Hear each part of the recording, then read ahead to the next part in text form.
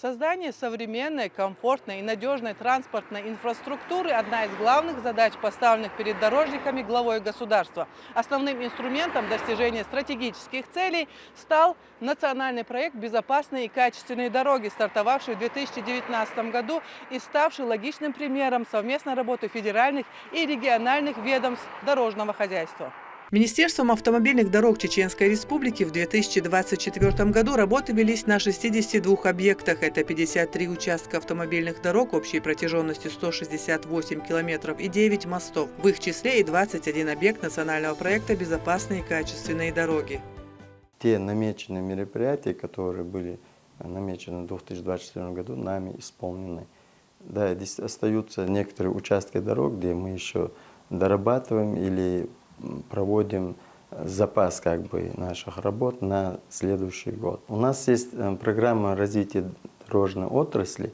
В него уходит и нацпроект, объекты нацпроекта. В этом году министерством было в рамках реализации нацпроекта «Безопасные и качественные дороги» выполнен объем работ на 8 мостах. Они введены. Еще 13 участков дорог общей протяженностью 68,5 километров. Все эти объекты нами введены досрочно, и в рамках реализации нацпроекта мы в этом году тоже принимаем там ведущие позиции.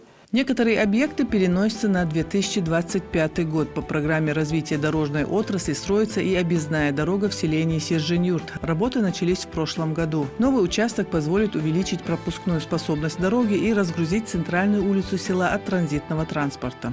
Протяженность данного участка составляет 8,8 километров, ширина земляного полотна 12 метров, ширина проезжей части 7 метров. Работы начаты по программе развития дорожной отрасли Чеченской Республики. В связи с загруженностью автомобильной дороги, проходящей через селение Сержень-Юрт, возникла необходимость строительства объезда для комфортного проезда жителей нашей республики, а также туристическому потоку, так как эта дорога ведется к туристической базе Казиной Ам. А как давно начаты работы и когда завершатся? Работы начаты по календарному графику в мае 2023 года, завершаются в 2025 году в ноябре месяце. А в этом году, сейчас непосредственно, какие работы проводятся? На данный момент тут проводятся работы по устройству земляного полотна, по отсыпке основанию дорожной одежды и по устройству подпорной стенки. Начало трассы уже подготовлено для укладки асфальтобетона. На сегодняшний день здесь интенсивно ведутся строительные работы по выемке конечной части дороги. На данный момент у меня 4 экскаватора, грейдеры, 2 катка, 2 бульдозера работают и около 20 единиц техники самосвалов. И еще дорожные рабочие. Сейчас идет у нас выемка земполотна глубиной 10-12, местами метров 6-7 метров приходится сажать. Сейчас мы планируем в течение недели-двух завершить эту работу. Пока погодные условия позволяют. После выемки есть еще какие-то работы, которые вы должны завершить в этом году? Да, обязательно. Мы сделаем основание под асфальт. Так, у нас там идет сантиметров 40 балласта, сантиметров 20 и ШГПС.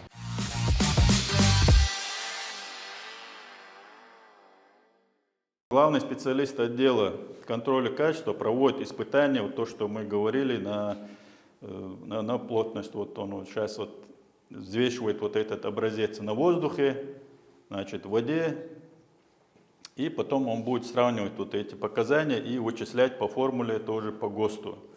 У нас все испытания, которые проводятся в лаборатории, Они соответствуют соответствующим требуемым нормативным актам. Вот он его взвешивает. Вот корзина там подвешена, вот его подвесили, ставим на 0, вот 0 установился. Теперь он туда вот положит вот этот образец, уже будет взвешивать в воде. Вот после того, как все вот этот уравновесится, он выпишет вот эти данные отдельно, значит, в журнал лабораторного контроля. Вот он его забирает оттуда, записывает эти данные и все ставит его туда. Точно так же, значит, определяется, взвешивается сама смесь вот рассыпная такая, чтобы определить вот максимальную плотность. Также он его взвешивает сухую в воде, в вакууме, после вакуума. И вот определяется разница между ними, вот, между вот этим образцом и рассыпчатым. И определяется он вот средняя и максимальная плотность. Вот они нужны, чтобы дальше расчеты вести. Это обычная проверка образцов на плотность. Как известно, основа любой дороги – это покрытие. В Чеченской Республике для строительства автомобильных дорог используют асфальтобетон. С 2020 года вышли новые ГОСТы. И уже с 2022 Министерство автомобильных дорог Чеченской Республики руководствуется только ими. Мы сначала с завода привозим асфальтобетон. И потом мы определяем, вот, делаем его рассыпным, определяем на нем максимальную плотность, потом мы забиваем его на установке по маршалу, значит, делаем у него такие вот керны, образцы. Это для основания, для асфальтобетона. Но это у нас уже керны, которые из готового асфальтобетонного покрытия вырублены. Мы их сравниваем. То, что мы на заводе испытали, и то, что мы сняли из покрытия. Если они соответствуют, там есть допуски на верхние слои у нас от 1,2 до 1,5, соответственно, ГОСТу. В этих образцах проверяется содержание воздушных пустот. Значит, вот в каждом образце асфальтобетона, мы так на глаз его только шероховатость видим, внутри у него есть воздушные пустоты. Это пустоты, которые не заполнены битумом. Они, значит, по ГОСТу должны быть на каждый асфальтобетон свой процент. Если он превышает, значит, он не соответствует. У нас может быть там рассыпаться, может быть там льдинки образовываться и так далее. Если он слишком плотный, то тогда под воздействием больших нагрузок может быть проломить вот этот слой асфальтобетона. Поэтому ГОСТом они нормируются, и они должны соответствовать как в асфальтобетоне смеси, так и асфальтобетонном покрытии. Керн – это вырезанный из дорожного полотна образец. Отбор проб асфальтобетона для испытаний выполняется путем бурения, а сам образец имеет форму цилиндра. Извлекается он из одного слоя или всей толщи дорожной одежды. Только одним испытанием здесь не обходится. Это целая система последовательных манипуляций. Следующим этапом проверяется само покрытие будущей дороги. Вот сюда, вот в эту емкость мы засыпаем асфальтобетон, значит, и пресс уже сам автоматически у нас формирует вот этот образец. После того, как его заформировали, надо сказать, что это импортное оборудование, очень хорошее. Ему только задаешь автоматически, как в компьютере, все данные, дальше он сам вычисляет, по какой нагрузке, с какой температурой, сколько времени его держать. Нам остается только после него его взять отсюда и положить его вот в этот аппарат. Это у нас установка для определения колеобразования. Тоже у нас импортные бетели, тоже у нас вот монитор, как на компьютере, задаешь те данные, которые тебе нужны. В зависимости от категории дороги и в зависимости от марки асфальтобетона, ты задаешь то, что по ГОСТу тебе требуется, вот эти данные забиваешь сюда. После того, как ты забил эти данные, крышка закрывается, аппарат включается. Этот аппарат работает около суток, в зависимости от марки асфальтобетона, потому что ему предварительно надо разогреть его минимум 6 часов, и после того идет испытание. Он запрограммирован, чтобы испытать асфальтобетон при температуре 60 градусов, вот у нас как бы по умолчанию. И здесь вот асфальтобетон. Мы его сюда закладываем, та толщина, на которой мы испытываем. Если у нас там нижний слой, то 7 сантиметров, если верхний, то 5, в зависимости от какой конструкции как. И после этого, как мы запустим, аппарат сам автоматически нагружает вот испытательное колесо и катает его 20 тысяч раз туда и сюда. Значит, образуется колея. Эта колея автоматически отображается здесь. Если эта колея больше, чем положено по ГОСТу, соответственно, асфальт не соответствует. Значит, надо асфальт улучшать каким-то методом, или минпорошком, или модификатором, ну как-то, или зерновой, надо его делать.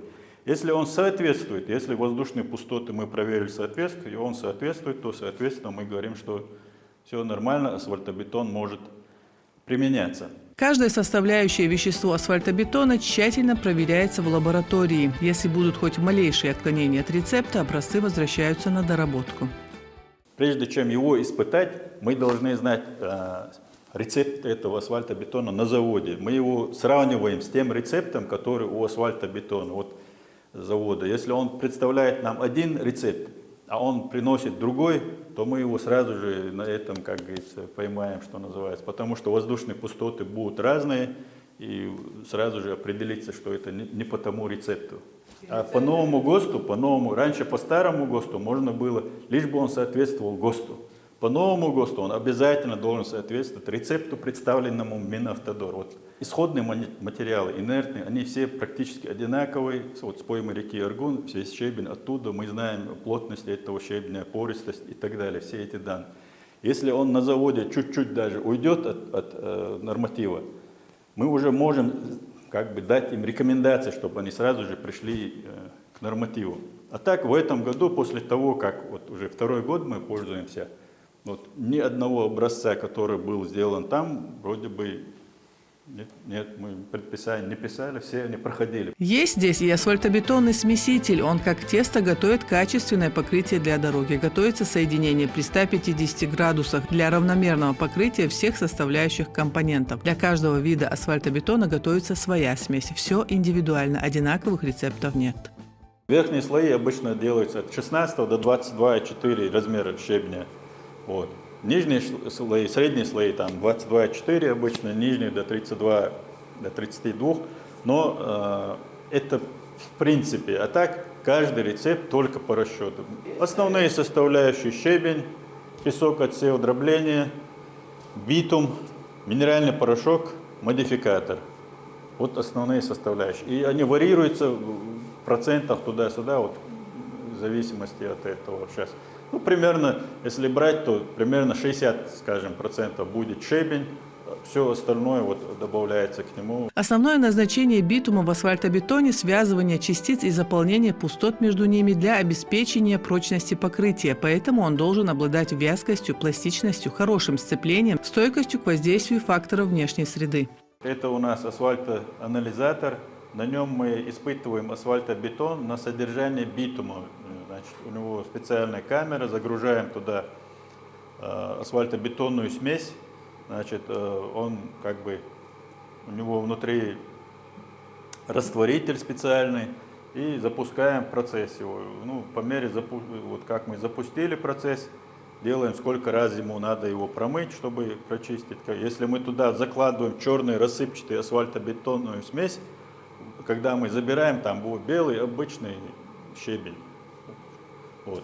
И аппарат сам показывает, сколько процентов, значит, в этой смеси находится битум. Здесь, значит, заливается битум в тонкой пленке, там определенно по ГОСТу граммах. Его полностью раскатываем, чтобы везде он достал. Значит, ставим в эту карусель и включаем его. Здесь у нас вот идет вот этот медный провод, как бы эта трубка, нагревается, и вот теплым воздухом он в этот битум, он окисляет этот битум, вот под воздействием кислорода битум окисляется. И точно так же вот смотрим старение битума, вот как он себя будет вести потом в асфальтобетоне, он же на воздухе, на солнце, на это, он постоянно окисляется. И здесь мы определяем степень окисления его. Цементобетон используют для мостовых конструкций. Он должен быть прочным и стойким к внешним воздействиям и постоянным нагрузкам. Для заливки эстакад и опор используют материал, который по характеристикам соответствует заявленному высокому уровню требований. По цементу-бетону вот изготавливаются такие кубики. На основное испытание на прочность вот этих кубиков. В проекте заложена марка бетона, которая должна использоваться при производстве, значит, вот, мостовых конструкций, опор и так далее. Чтобы узнать прочность, мы вот в пресс сюда его ставим, раздавливаем. Это в электронном виде, он показывает нам, значит, какая будет прочность. Вот это старый пресс у нас здесь, IP500. Ну, то же самое.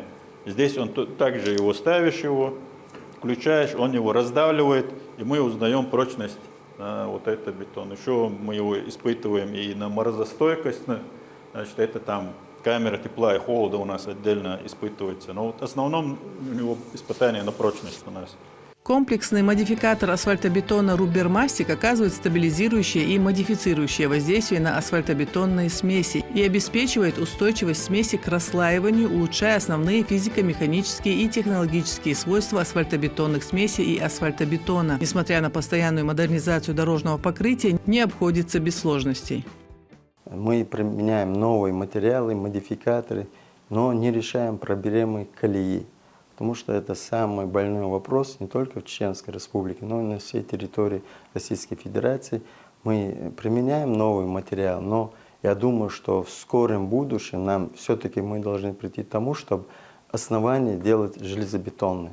Потому что сегодняшняя нагрузка и вот эта интенсивность движения грузового потока не выдерживают нагрузки, которые идут на дороге. Если у нас разрешенная масса 44 тонн, то мы все знаем, что автотранспорт грузовой, он везет 80-90, даже и более тонн. Поэтому, конечно, дороги не будут выдерживать, и мы в скором будущем будем выходить на новый качественный уровень. Я так думаю, что не только в Чеченской Республике, но и во всех регионах Российской Федерации. Все поставленные задачи перед Министерством автомобильных дорог Чеченской Республики планомерно решаются по мере значимости каждого объекта. Благопогодные и климатические условия нашей республики идут навстречу дорожникам. Строительный сезон длится до 10 месяцев в году, а это способствует большему охвату работ, и за это время удается претворить в жизнь многие планы. Они должны быть проверяться через 3-5 лет. Но сейчас в связи с тем, что у нас вот национальный проект, мы его проводим через год.